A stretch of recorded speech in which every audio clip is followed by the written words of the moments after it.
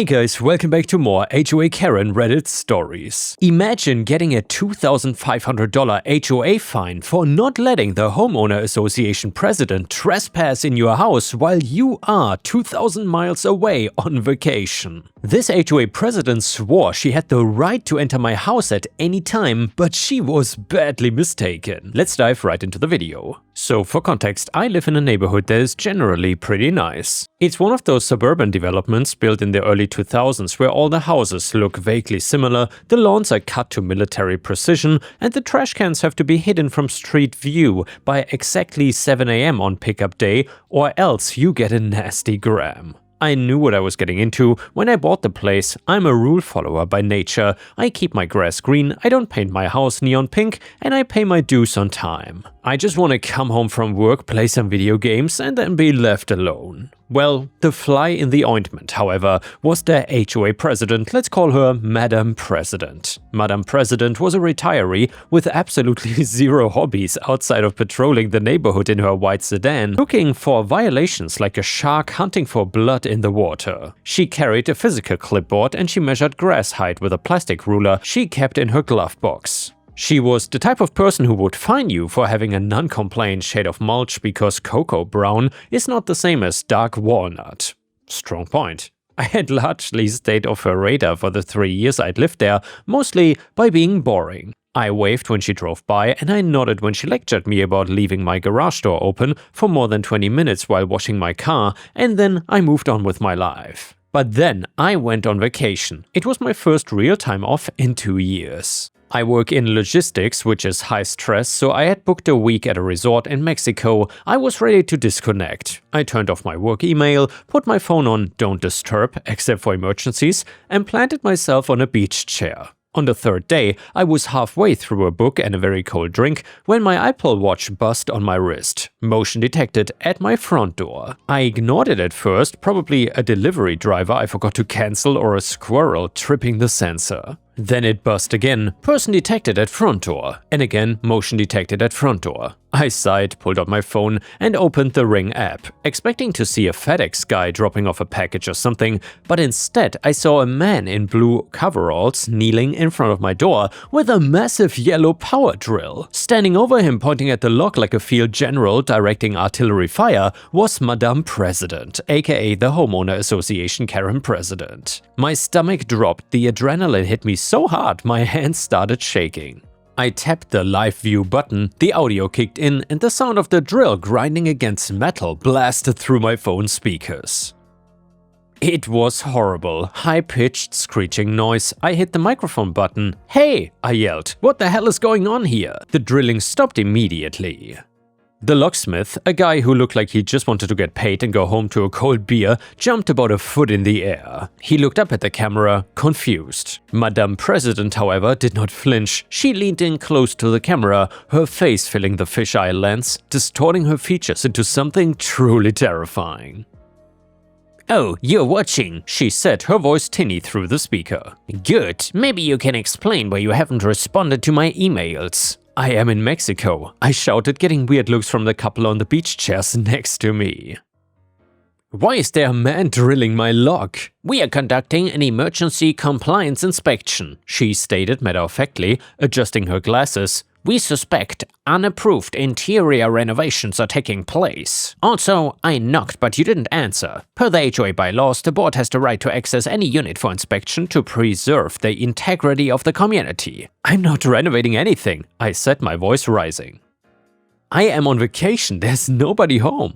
"Get away from my house. The locksmith is almost through," she said, checking her watch like she had a bus to catch. "We will just be in and out. We need to verify there are no load-bearing walls being removed. It is standard procedure."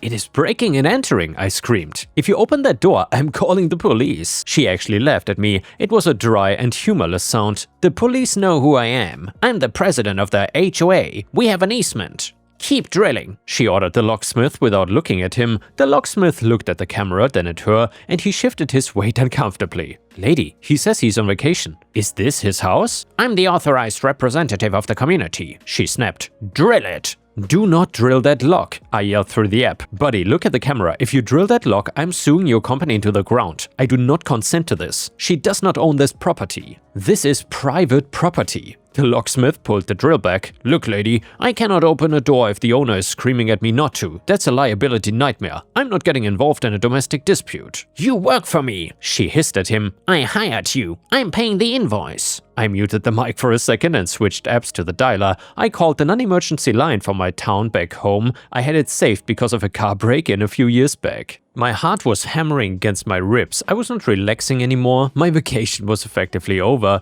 I got a dispatcher and explained the situation breathless.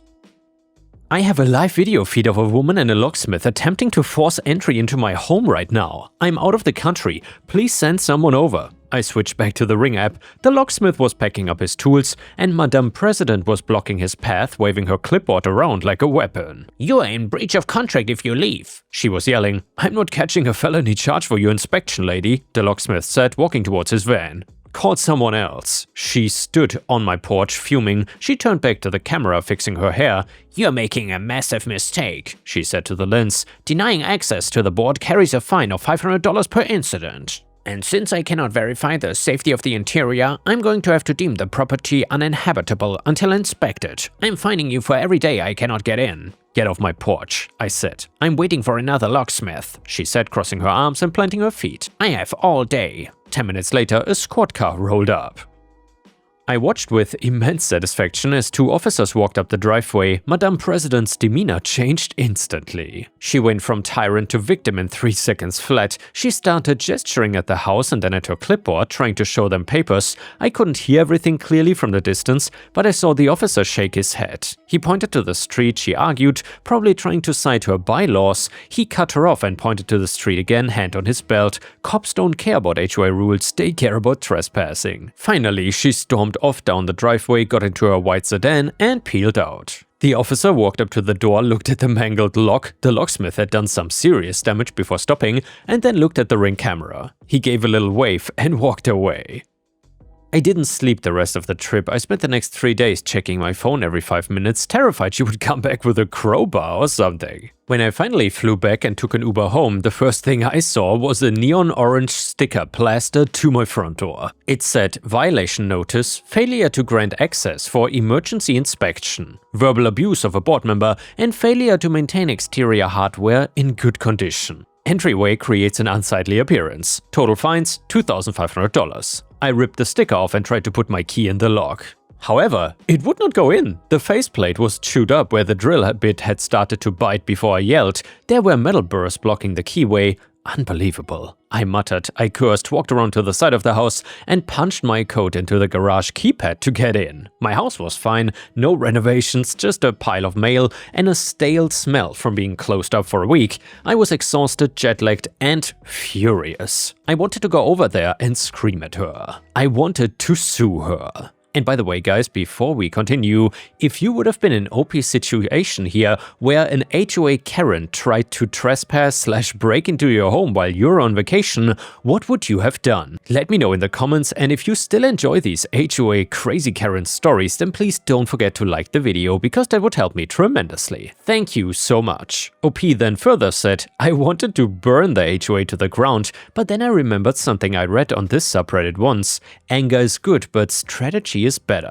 I sat down at my kitchen table, opened a beer, and pulled out the Red Book. That is what we call the massive binder of CC&Rs, covenants, conditions and restrictions, and bylaws that we received at closing. Most people use it as a doorstop, but I decided to read it. By the way, guys, that also sounds like a great item to knock someone over the head in case an overzealous HOA tries to break into your home. Anyway, every single page, I spent the next 2 nights poring over legal jargon. I learned about fence heights, trash can replacement, and noise ordinances, and then on page 114, section 8.4, I found it. Section 8.4, Emergency Access. It said, the board may enter a unit without prior notice only in the event of a bona fide emergency involving immediate threat to life or property, in other words, fire, active water leak, or gas leak. All other inspections require 72 hours written notice and the owner's presence, unless waived by the owner. She had claimed emergency compliance inspection. There was no fire, no water leak, she just suspected that I was renovating. That was not an emergency, that was curiosity. But I needed more than just a defense against a fine, I needed a weapon, so I kept reading. Section 4.2 Removal of Directors. Any director may be removed from the board with or without cause by a majority vote of the members of the association present at a special meeting called for such a purpose, provided a quorum of at least 50% of the total voting power is represented in person or by proxy. I did the math. There were 120 homes in our development. I needed 30 signatures just to call a meeting. But for the vote to count, I needed 60 households represented at the meeting, the quorum, and then a majority of those to vote her out. The next Saturday, I started my campaign. I didn't just go door to door complaining, I went armed with evidence. I saved the video of her trying to drill my lock, I saved the video of the cops kicking her off my property, and I loaded them onto a tablet. I started with my immediate neighbors. Hey, I would say, did you hear about the break-in attempt last week? No, they would say, is everyone okay? Well, it was not a burglar, I would say, and then I would hit play. The reaction was universal, shock, disgust, and then the stories came out. Everyone had a Madame President story. The guy 2 doors down, Mike, told me she fined him because his truck was too rusty to be parked in the driveway. The lady across the street, Mrs. Higgins, told me Madame President peered through her back fence to check if she was growing illegal vegetables. Apparently tomatoes are fine, but zucchini is a gray area. Another neighbor told me she tried to tow his daughter's car because it had a bumper sticker she found politically divisive. She had been terrorizing the neighborhood for years, but everyone was too afraid to stand up to her because she wielded the fines like a cudgel. She banked on people being too busy to actually fight back. I'm calling a special meeting to remove her, I told them. I need your signature and more importantly, I need your proxy if you cannot show up. I got my 30 signatures in 3 hours. I got 50 by the end of the weekend. I submitted the petition to the HOA secretary, a nice guy named Bobby who clearly hated his life and just wanted to retire in peace. He looked at the stack of signatures, looked at me and whispered, "Thank God."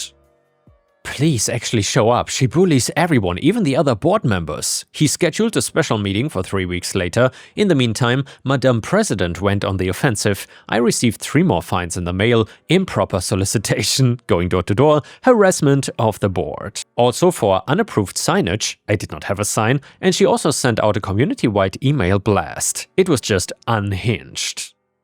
It claimed that a rogue element in the neighborhood was trying to dismantle the safety protocols that kept our property values high. By the way, guys, I was just thinking, when will be the first time that an HOA creates a robo-HOA cop or something? That would be an epic way to enforce HOA bylaws. Just saying. Anyway, she claimed I was hiding dangerous structural modifications in my home, implying I was running a meth lab or knocking down load-bearing walls, and that my refusal to let her in was putting the whole block at risk. I did not respond, I just printed out the email and added it to my file. The night of the meeting, the community center basement was packed. Usually, HOA meetings have about 4 people. The board there may be 1 person complaining about a barking dog, but tonight the air conditioning was struggling to keep up with the body heat. There were over 80 people, standing room only. Madame President sat at the head table and she looked furious.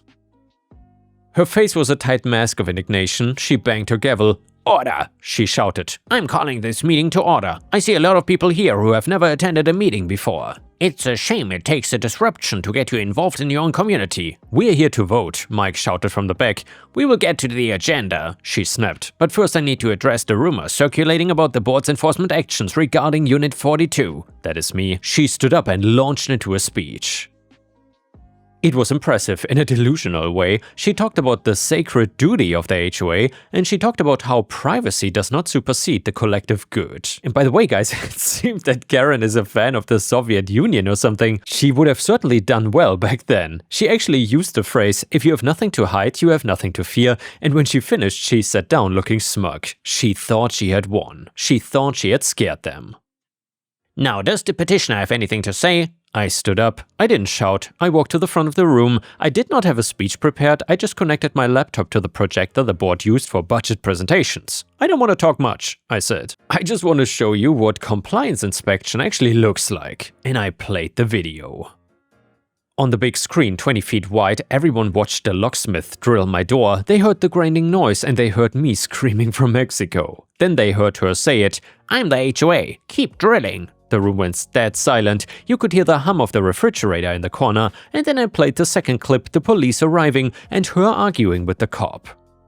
The officer telling her to leave. I paused the video on the frame of her angry face as the police pointed her away. The bylaws say emergency access is for fire or flood, I said to the room. There was no fire, there was no flood, she just wanted to get into my home. And when she couldn't, she tried to break down my door. If she'll do it to me, she will do it to you. If you forget to lock your back gate, if you leave a window open, she thinks she has the right to walk in. I looked at Madame President. She was pale, she stood up, trembling. "This is taken out of context," she shrieked. "This is a manipulated video, deepfakes, you can do anything with AI these days." "It is from Ring," I said. "It is timestamped, and we have the police report number if anyone wants to check." "He's a violator," she yelled, pointing a shaking finger at me. "He's trying to destroy this community because he doesn't want to follow the rules." "Vote," I said to the room. Secretary Bobby handed out the paper ballots. It was a simple yes or no on the removal of Karen, aka the HOA president. The counting took 10 minutes. It felt like an hour. Madame President sat with her arms crossed, staring at the wall, refusing to look at anyone. I saw the vice president leaning away from her, physically creating distance. Bobby stood up, he cleared his throat. "We have established a quorum," he said. 85 households represented in person or by proxy. "In the matter of the removal of the president, we have 85 votes cast." He looked at the paper. 82 votes in favor of removal and 3 votes against. There was a massive release of tension. "That is ridiculous." Madame President slammed her hands on the table. "You cannot do this. I founded this board. I wrote these bylaws." "And we just used them," I said. "You're out." She tried to argue. She tried to say the vote was irregular. But the other 2 board members who had been silent the entire time saw the writing on the wall. They didn't want to go down with the ship. "It's a valid vote," the vice president said quietly. "You gotta step down, Karen." He actually used her name, which I won't use here, but the effect was the same. She gathered her clipboard, her pens and her dignity, and she marched out of that basement like she was Marie Antoinette being led to the guillotine. She slammed the door so hard the community center sign rattled against the wall, but I was not done yet. According to the bylaws, when a director is removed, the members can vote to fill the vacancy immediately. "I nominate OP," Mike shouted from the back. "Seconded," Mrs. Higgins yelled. I hesitated, honestly. I mean, I didn't want to be on the board, I hated HOAs, but then I looked at the room. I looked at the people who had been bullied for years. And I realized that if I didn't do it, some other power-hungry person might step into the vacuum. Or worse, she might try to claw her way back in next year. "I'll do it," I said, "but I have one condition. We changed the locks in the community office and we ordered the access locks." I was voted in unanimously. The fallout was swift and satisfying. First, we waived all the fines she had levied against me. That was $2,500, gone instantly. And second, as the new board member, I got access to all the records. It turned out that Madame President had spent about $4,000 of HOA funds on legal consultations regarding her right to enter properties. She was using our HOA dues to figure out how to invade our privacy. We couldn't get the money back, but we exposed it in the next newsletter. The public shaming was exquisite. And third, she didn't just lose the presidency, she became a pariah. When she drove her white sedan down the street, nobody waved at her. When she walked her dog, people crossed to the other side. She had lost her power, and without it, she was just a lonely, angry woman. But the best part, the sweet cherry on top revenge? 6 months later, I proposed a bylaw amendment. Amendment 9.1. The board shall not conduct any inspection of any property without the explicit written consent of the homeowner or a court order, regardless of emergency status, with the exception of active fire or flooding visible from the exterior. It passed with 98% of the vote. The only person who voted against it was Madame President, and she moved out a year later. I heard she moved to a condo complex in Florida. I pity that condo board. I'm currently the vice president. I don't do much. I mostly just approve requests for new fences and make sure the pool gets cleaned. But I keep that video of the locksmith on my phone just in case I ever forget why I'm doing this. Don't mess with a man's vacation, and definitely don't drill his lock. And yeah guys, I guess this Karen not only grinded OP's gears, but also drilled his lock. Anyway, the next one is a petty revenge story that is titled, "My roommate kept snoring and refused to address it, so I recorded her and played it whenever she tried to rest." I work and live on a cruise ship. Depending on the route, we dock every 2 to 4 days. Have one roommate and we have bunk beds with me on top. I'm a performer, so we get to pick our roommates, and my roommate never told me that she snored, very loudly too. I tried earplugs, but nope. I have big over-the-ear headphones and was playing music, but I still can hear it. I can even hear her over the ship docking, and our room is near the anchor. It is just so loud. Her snoring is not only loud, it is concerning because she chokes in her sleep too. The first time I heard it, I almost fell out my bunk to rush down and check on her, thinking she was having some kind of a medical emergency. I talked to her to see if we could come up with a solution, and she basically shot me down because she thought since she was sleeping fine, it was not a big deal. Also, it's really hard to change roommates unless something major happens, and snoring is not considered one of those.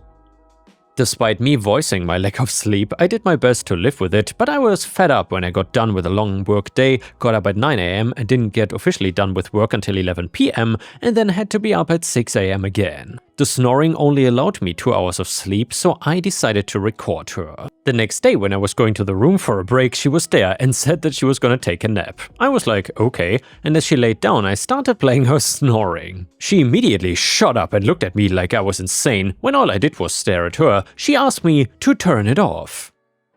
I just said, well, this is you snoring and you said it's not a big deal, so why should I? She gets really mad, says a few choice words, and leaves the room. For about 3 days, whenever she tried to rest, I played her own snoring back. Finally, I got called in for a meeting with our manager because roommate was mad at me.